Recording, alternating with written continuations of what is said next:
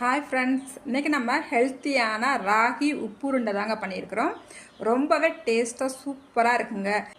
எப்போ பார்த்தாலும் தோசை இட்லின்னு சாப்பிடாம கொஞ்சம் வித்தியாசமாக இந்த மாதிரி ராகியில் உப்பு உருண்டை செஞ்சு சாப்பிட்டு பாருங்கள். டேஸ்ட் வேறு லெவலில் இருக்குங்க. இந்த உப்பு உருண்டைக்கு சைடிஷாக நல்லா தேங்காய் சட்னி கொஞ்சம் தண்ணியாக வச்சு அப்படி சாப்பிட்டு பாருங்களேன்.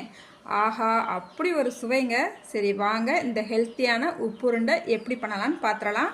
இப்போ ஒரு கடாய் அடுப்பில் வச்சுக்கிட்டு 2 ஸ்பூனுக்கு நல்லெண்ணெய் சேர்த்துக்கலாங்க. கொஞ்சமாக கடுகு சேர்த்துக்கலாம். கடுகு நல்லா பொரிஞ்சு வந்த உடனே 1/2 ஸ்பூனுக்கு சீரகம், 2 பல்லாரி வெங்காயம், 2 பச்சை மிளகாவை கட் பண்ணி சேர்த்துட்டு கொஞ்சமாக கருவேப்பிலை சேர்த்துட்டு வெங்காயத்தை கண்ணாடி பதம் வர வரைக்கும் நல்லா வதக்கிக்கிட்டுங்க.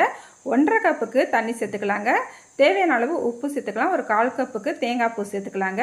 எந்த கப்பில் நம்ம தண்ணி சேர்த்தோமோ அதே கப்பில் 1/2 கப்புக்கு நம்ம கேழ்வரகு மாவு எடுத்துருக்குறோம். அந்த மாவை இப்போ சேர்த்துக்கலாம். தண்ணி நல்லா கொதிச்சா பிறகு அடுப்பை மிதமான தீயில் வச்சுக்கிட்டேவும் நம்ம மாவை சேர்த்துட்டு நல்லா கலந்து விட்டுக்கலாங்க. இப்போ அடுப்பை ஆஃப் பண்ணிவிட்டு ஒரு 10 நிமிஷத்துக்கு மூடி வச்சிடலாம். அதுக்கப்புறமா பொடிசாக மல்லிச்செடியை கட் பண்ணிவிட்டு இந்த மாவு கூட சேர்த்துட்டு நல்லா ஒரு தடவை கரண்டி வச்சு நல்லா கலந்து விட்டுக்கலாம். அதுக்கப்புறமா நம்மளுக்கு பெரிய உருண்டையாக வேணும்னாலும் பெருசாக பிடிச்சிக்கலாம், இல்லை சின்ன உருண்டைகள் வேணும்னாலும் நம்ம பிடிச்சிக்கலாங்க.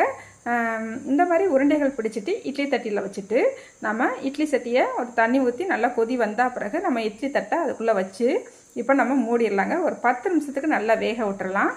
இப்போ நம்மளுக்கு இந்த கேழ்வரகு உப்பு உருண்டை சூப்பராக வெந்துருச்சுங்க. நம்ம கையால் தொட்டு பார்த்தா கூட நம்ம கையில் கொஞ்சம் கூட ஒட்டாதுங்க. இந்த உப்பு உருண்டை செய்கிறது ரொம்ப ரொம்ப ஈஸிங்க. நம்ம களி செய்கிறது கூட கேப்ப மாவில் களி செய்கிறது கூட கொஞ்சம் கஷ்டமாக இருக்கும். இந்த உப்பு உருண்டை செய்கிறது ரொம்ப ரொம்ப ஈஸியாகவும் டேஸ்ட்டாகவும் பண்ணிடலாம். நீங்களும் இதே போல் ட்ரை பண்ணி பாருங்கள்.